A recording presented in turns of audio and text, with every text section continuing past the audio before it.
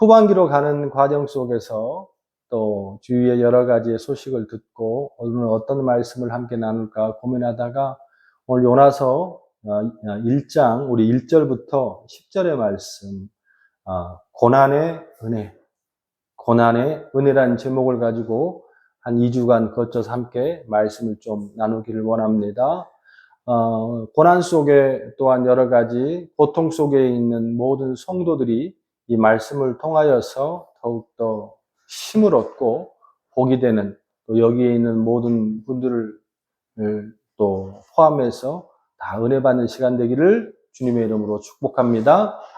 자, 의학 용어이기도 하며 심리학 용어로 더 많이 쓰죠. 호르메시스라는 단어가 있습니다. 호르메시스 한 번쯤 들어봤을 법한 건데 우리 주위에 정말 많이 적용되는 거지만 우리가 의학 용어나 심리학 용어를 잘 모르기 때문에 넘어가는 단어인데, 이 호르메시스가 뭐냐면 독성을 가진 물질이 사람에 들어가면 죽잖아요. 뭐 뱀이 물거나 또 전갈이 물거나, 그것뿐만 아니라 여러 가지 나쁜 독을 가진 것들이 사람의 몸에 들어가면 죽는데, 이 독성을 가진 물질을 아주 소량 잘 사용하면 좋은 약이 된다는 게 호르메시스입니다. 호르메시스. 예를 든다면 간단한 예를 들어보겠습니다. 방사선이라는 게 있지 않습니까? 이 방사능이 굉장히 무섭지 않습니까?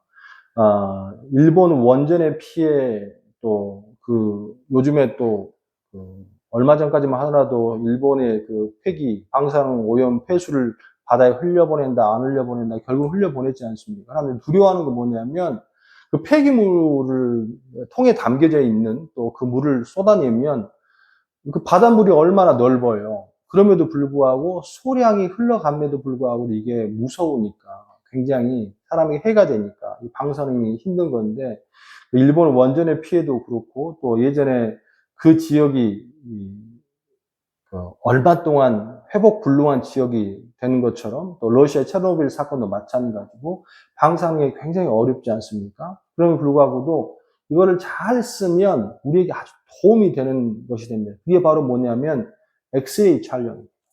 엑스레이.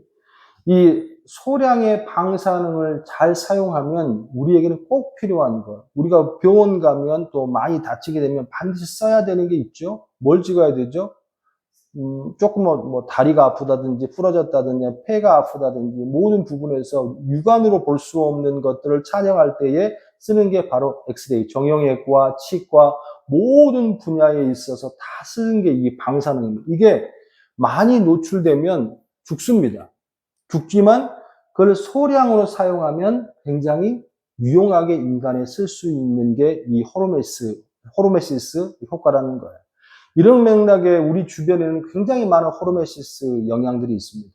예를 들면 많은 예방주사도 마찬가지죠. 홍역, 감염, 또 뇌염, 독감, 수두, 파상풍, 얼마 전에는 코로나19까지 해서 우리 다 코로나19의 그 병균을 다 한두 번씩은 다 집어넣지 않았습니까? 그로 인해서 코로나를 어떻게 예방하는. 그러니까 모든 예방은 다 호르메시스입니다. 이렇게 굉장히 유용하게 쓸 수 있는 게 호르메시스인데, 사실은 이런 맥락으로 쓰는 용어가 바로 외상후 스트레스, 외상후 그로우, 외상후 성장, 이런 단어가 있습니다. 근데 사람들은 이거를 한 단어로 묶어 쓰지 않아요. 우리는 외상후 스트레스만 생각하고 외상후 스트레스라는 것을 많이 들어봤지 않습니까? 그런데 외상후 성장이라는 말을 들었어요, 못 들었어요? 절대 들어보지 못했습니다. 하지만 사실은 그거는 한 단어, 한 묶음으로 쓰는 거예요. 외상후 스트레스 장애는 뭐예요? 과거에 어떤 사건으로 심리적으로 불안하고 힘들고 장애가 오는 거, 이걸 외상후 스트레스 장애라고 그러는데, 외상후 성장, 외상후 그로우는 뭐냐면 과거에 나쁜 일이 있었어요. 어떤 사람에게, 또 어떤 상황 속에서. 근데 중요한 것은 이 사람이 그걸로 인해서 두 단계로 성장해 갑니다. 하나는 뭐냐면 외상후 스트레스로 말미암아 이 사람이 나쁜 쪽으로, 힘든 쪽으로, 병든 쪽으로 흘러가든가, 또 하나는 다 그렇지는 않다는 거예요. 어떤 사람은 이것으로 인해서 성장하는 사람도 있다라는 거예요. 근데 그 비율을 가만히 보니까 우리는 나쁜 사건, 나쁜 일만 겪게 되면 다 우리가 피해를 입어 또 외상후 스트레스를 받게 돼, 또 외상후 어려움으로 그 사람들이 더 나빠져라고 하지만 통계로 보면 6대 4 정도입니다. 즉 다시 말해서 고난을 겪었을 때에 어떠한 충격을 겪었을 때 나쁜 일을 겪었을 때에 그로 인해서 더 성장하는 쪽이 6일까요? 4일까요? 6입니다.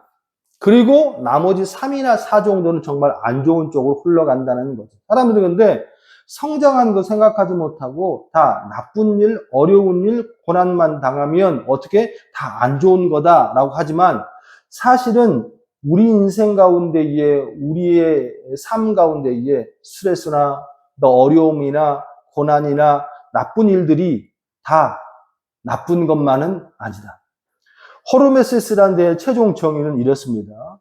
호르메시스를 잘 피하면 또 잘 파악하면 무조건 스트레스만 되는 것이 아니라 그 인생으로 인하여 이 호르메시스 이 고난들이 우리 인생 가운데 더 아름답고 탄탄하고 든든하게 만들어줄 수 있다. 최근에 이런저런 이야기를 듣고 또한 여기에 거주하고 있는 우리 가족들과 또 교회를 일부와 나가기 위해서 바둥거리는 저의 모습을 보면서 자꾸만 낙심이 되거나 조금 어려움이 생기는 것 같아요. 육체적으로도 그렇고 환경적으로도 그렇고 그런 가운데에 스스로 질문도 해보고 그 사람들에게 힘을 줄 수 있는 말씀이 뭘까 고민하다가 오늘 본문의 말씀이 들어왔어요. 왜? 고난이라는 것이 무조건 다 나쁜 것은 아니구나. 이 고난도 누가 주신 거다?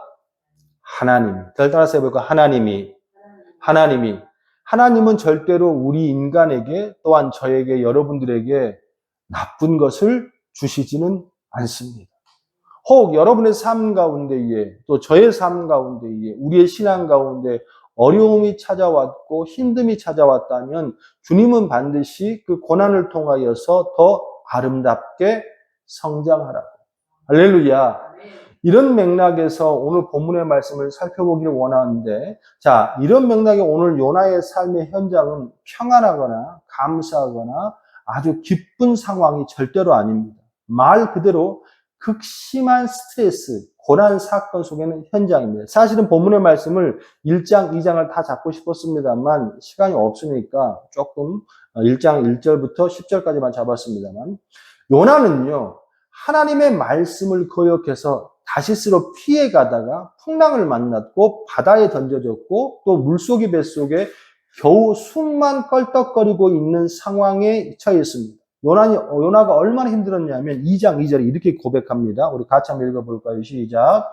이르되 내가 받는 고난으로 말미암아 여호와께 불러 아랬더니 주께서 내게 대답하셨고 내가 수월의 뱃속에서 부르짖었더니 주께서 내 음성을 들으셨나이다.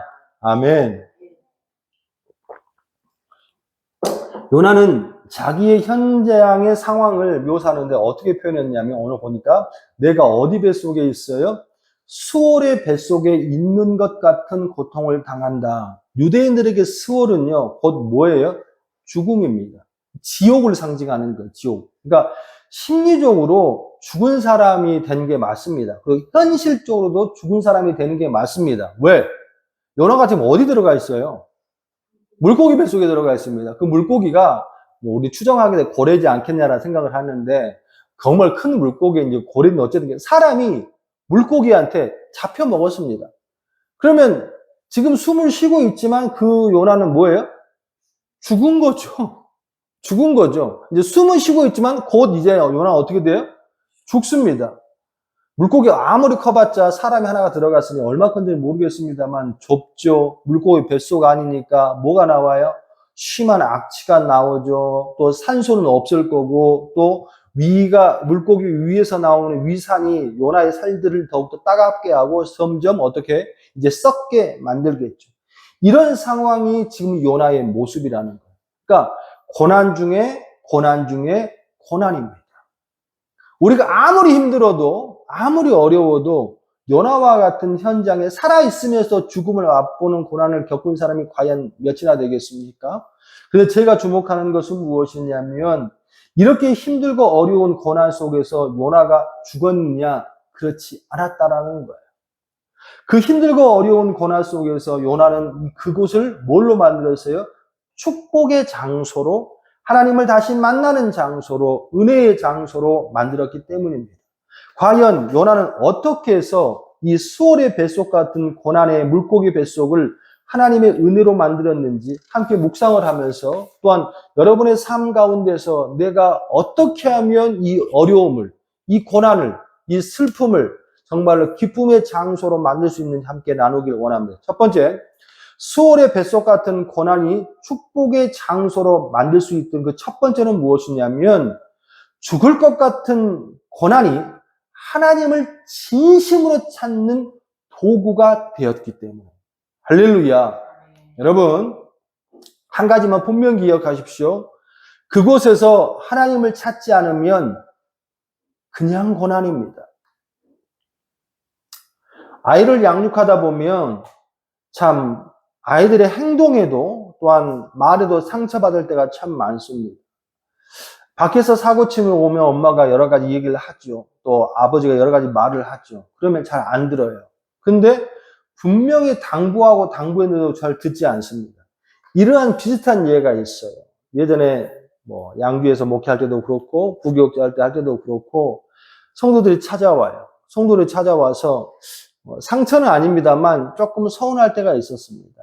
저를 찾아서 한다는 말이 뭐냐면 CTS에서 엄청나게 은혜를 받았습니다. 목사님이 있는데도요, CTS에서 엄청나게 은혜를 받았대요.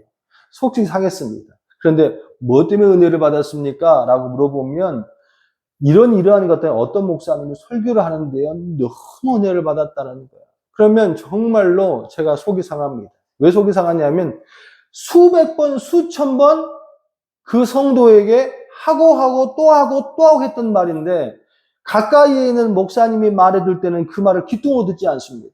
근데 어느 날 갑자기 CT에서 어떤 목사님의 설교 TV로 봤는데 그게 은혜가 돼 제 인생이 전환이 됐다는 거예요. 속이 상할 때가 있죠. 뭐 CTS든 길거리를 가든 어떤 목사님이든 어느 사람에게 뭐 은혜를 받아서 삶이 변했다면 너무 좋겠는 말씀이지만 저는 곰곰이 생각을 해봤어요. 왜 수백 번, 수천 번 강단에서 상담을 하면서 그렇게 말을 하고 또 말했음에 불구하고 그 사람은 그 말을 주의 깊게 듣지 못하고 어떤 유명한 목사님이 말한 그 한마디에 그렇게 변했을까? 답은 간단했습니다. 뭐예요? 너무 가까이 있어서 그렇습니다. 너무 가까이 있어서 귀한 줄을 몰라요. 아이들도 부모가 너무 가까이 있어서 그렇게 귀한 말씀을 해줬음에도 불구하고 그것이 귀한지를 몰라요. 오늘도 이 자리에서 우리 몸에 탁 달라붙어서 뗄 수 없는 게 바로 공기입니다. 여러분 살아가면서 공기를 의식하고 삽니까? 또 물을 의식하고 삽니까? 하지만 그게 없으면 우리는 죽습니다. 왜 이 말씀을 하냐면 이런 모습으로 요나서를 보면요. 고난 당하기 전 요나의 모습이 딱 이 모습입니다. 그러니까 요나는요. 하나님을 귀한 줄도 무서운 줄도 모른다는 거예요. 혹 여러분의 삶 가운데에 고난의 정체가 요나와 같은 교만이었다면 잘 들으시란 말이에요. 요나는 어떤 사람입니까? 요나서 1장 1절입니다. 여호와의 말씀이 아미떼의 아들 요나에게 임하니라 이르시되 하나님의 말씀이 누구에게 임했어요? 요나에게 임합니다. 축복이에요, 축복이 아니에요? 축복입니다. 그런데 이 말씀을 뭐예요? 귀한 줄은 몰라요. 어쩌면 여러분들에게 시시때때로 아침에도 저녁에도 잠잘 때도 하나님께서 여러분의 마음속에, 여러분의 심령 속에, 여러분의 귀 속에 음성을 주시고 성령으로 내주하시고 가르쳐주는 불구하고도 무시하는 것과 같지 않을까 싶어요. 이렇게 요나에게 임했습니다. 어떤 말씀이 임했어요? 2절입니다. 너는 일어나 저 큰 성읍 니느웨로 가서 그것을 향하여 외치라. 그 악독이 내 앞에 상달되었음이라 하시니라. 하나님께서 비전과 계획을 누구에게 줬어요? 요나에게 줬습니다. 그 당시 최고의 강대국의 악수르인 수도에 니느웨로 가서 구원의 비전을 외쳐라. 또 그들을 구원해라라고 한 거예요. 근데 요나는 이 말씀을 듣지 않습니다. 근데 이유는 있습니다. 왜 이유가 있습니까? 이 니느웨는 아수르는요, 이스라엘 히브리 민족에게는요, 마치 침략 국가와 같은 일본이나 우리 식민지 치하에 있었던 그런 아주 함께할 수 없는 그런 나라와 같습니다. 근데 하나님의 백성이 그렇게 누린을 당하고 어려움을 당하고 그 사람들도 당했는데 하나님은 그 사람을 구원하라고 그러니 요나가 기분이 좋았겠습니까? 기분이 안 좋았죠. 그런 데 있잖아요. 여러분 한 가지 기억하셔야 돼요. 뭐냐? 내가 기분이 안 좋든 내 상황이 어떠하든 또한 그 모습을 내가 감당할 수 있든 없든 간에 하나님이 말씀을 주시면 묻지도 따지지 않고 뭐예요? 그렇게 하셔야 됩니다. 할렐루야. 근데 요나는 하나님의 그 말씀을 듣고 또한 그 음성을 듣고 하나님의 무서운 줄도 귀한 줄도 모르고 1장 3절입니다. 같이 읽어봐요. 시작. 그러나 이 그러나가 참 아픈 말이에요. 그리고 있으면 참 좋았을 텐데 요나는 하나님의 말씀을 주니까 그러나 하나님 말씀은 그렇지만 나는 요나가 여호와의 얼굴을 피하려고 일어나 다시스로 도망하려 하여 욥바로 내려갔더니 원문으로 보니까요 얼굴을 피하려고 사실은 우리가 하나님의 얼굴을 피할 수 있습니까? 모든 곳에 또 모든 곳에 함께 하는데 이 말씀이 어떤 의미인가 봤더니 모른 채 하다라는 뜻이에요. 그러니까 하나님을 모른 채 하고 싶어요. 그러니까 요나는 하나님의 말씀을 어떻게 모른 채 직역하면 요나가 얼굴을 피하려고 이 말 직역하면 요나 여호와의 생각을 외면하여 그는 어디로 갑니까? 욥바로 내려갑니다. 다시스로 갑니다. 하나님께서 말씀 주셨는데도 무서워하지도 또한 그 생명을 귀하게 생각하지도 않고 요나는 어디로 가요? 하나님이 주신 정반대의 다시스로 도망하여 욥바로 내려갔더니 우리는 이 대목을 그냥 넘길 게 아닙니다. 우리의 신앙 가운데 요나 같은 사람이 너무 많다는 거예요. 하나님의 말씀을 전혀 귀한 줄 모릅니다. 너무 건성건성. 마치 교양 강좌처럼 그냥 넘길 때가 많아요. 그럼 이러면 안 되는 거예요.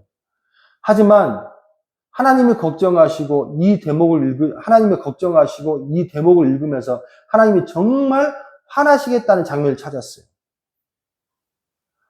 요나는 하나님 말씀 안 듣는 사람이잖아요. 또한 하나님의 무수하지도 않는 사람이잖아요. 그런데 하나님이 걱정하시고 정말 화나겠다는 대목이 요나서 1장 9절 말씀 봅시다. 9절 시작. 그가 대답하되 나는 히브리 사람이요 바다와 육지를 지으신 하늘의 하나님 여호와를 뭐하는 사람이야? 경외하는 자로다. 화날 것 같아요. 화날 것 같아요. 왜 화가 납니까?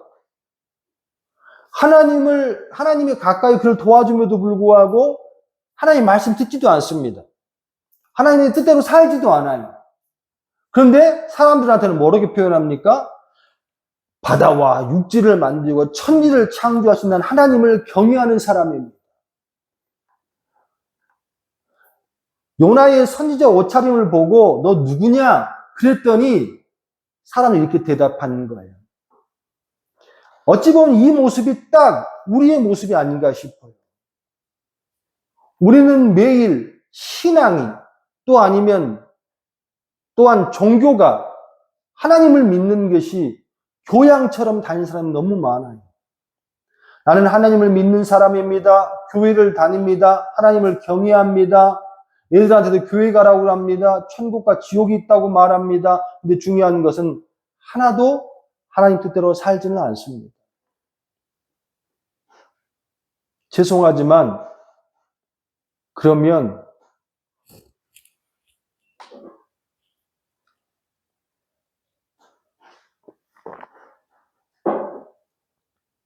고난이 와요. 왜? 하나님 말씀을 무서워할 줄 모르니까. 이런 요나에게 변화가 일어났어요. 어떤 변화가? 그에게 고통이 오고 고난이 오니까 자, 2장 1절 말씀 시작. 요나가 물고기 뱃속에서 그의 하나님께 어떻게 기도하여 1장, 2장 가운데 그 긴 장 가운데에 선지자인 요나인데 단 한 번도 기도하는 대목이 안 나옵니다. 그런데 요나가 어디서 진짜 어렵고 힘들고 극심한 환경이 오니까 누굴 찾아? 하나님을 찾더라는 거예요. 자기 입으로 고백해요. 내가 어떻게 하나님을 찾는지 바로 그 밑에 2절에 자기가 어떻게 왜 이 하나님 찾는 고백한다고 2장 2절 시작. 이르되 내가 받는 고난으로 어떻게 말미암아 여호와께 불러 아뢰었더니 즉 다시 말하면 요나는 고난이 없었으면 기도 안 했을 거란 얘기예요. 주께서 내게 대답하셨고 내가 수월의 뱃속에 부르짖었더니 주께서 내 음성을 들으셨나이다. 1장 13절에 하나님의 얼굴을 피하고 외면하고 도망하는 그런 모습과 2장의 요나의 모습은 아주 정반대의 모습입니다. 2장 4절의 모습 볼까요? 내가 말하기를 내가 주의 목전에서 쫓겨났을지라도 다시 주의 성전을 바라보겠다 하였나이다. 아멘. 무엇 때문에? 고난 때문에.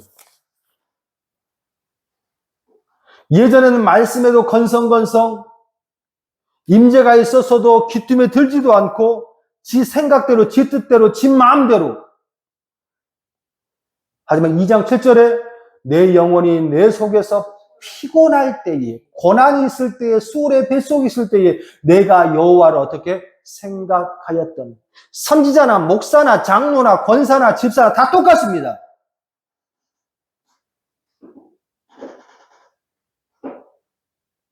왜 고난 가운데 하나님을 찾아요? 내 기도가 주께 이르렀사오며 주의 성전에 미쳤나이다. 할렐루야. 저는 여러분들에게 여러분의 고난의 정체를 먼저 잘 파악하라고 말씀드리고 싶습니다. 하지만 어떤 상황, 어떤 이유에서 고난이 왔다 할지라도 여러분 절대로 무서워하거나 피하거나 도망치지 마십시오. 그 고난은, 그 어려움은 여러분에게 달려있어요. 그 상황 가운데에 하나님을 찾고 하나님 앞에 기도하고 주님 앞에 나아가고 간절히 붙들으면 우리는 반드시 고난 외상후 성장으로 돌입하게 될 줄로 믿습니다. 하지만 세상에서 가장 어리석고 가장 멍청한 표현을 좀 씁니다. 멍청한 사람이 뭐냐면 말에 줘도 안 듣습니다. 들으려 하지도 않습니다. 무슨 말인지 알지도 모릅니다. 그리고 맨날 그 고난 속에서 남 탓만 합니다. 결과 알려드릴까요? 그냥 죽는 것.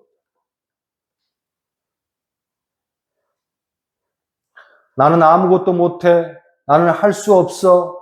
이것은 내 뜻이 아니야. 저 사람들 탓이야. 또 내 환경 탓이야. 내 부모 탓이야. 내 엄마 탓이야. 내 아빠 탓이야. 아니면 누나 탓이야. 동생 탓이야. 학교 탓이야. 나라 탓이야. 아니요. 여러분 때문에 그렇습니다. 하지만 저는 자신 있게 오늘 선포하기를 원합니다. 죽을 것 같은, 죽은 것 같은 요나도 그곳에서 하나님을 찾고 하나님을 회개하고 기도하고 주님을 찾았더니 그곳이 축복의 장소가 되었다. 말씀을 마무리하기를 원합니다. 여러분의 환경 속에 질병이든 물질이든 또 관계든 어떤 것인지 저는 알 수는 없습니다만 여러분 다른 거 보지 말고 하나님 앞에 조용히 기도하세요. 그리고 잘못한 게 있다면 주님 앞에 머리 조아리고 잘못했습니다 라고 주님 앞에 나를 돌아보고 기도하면 주님께서 반드시 그 물고기 뱃속을 축복의 장소로 만들어둘 줄로 믿습니다. 이번 한 주간 그런 은혜가 여러분 가정 가운데, 사업장 가운데, 또 여러분의 인생 가운데 풍만이 넘치기를 주님의 이름으로 축원합니다.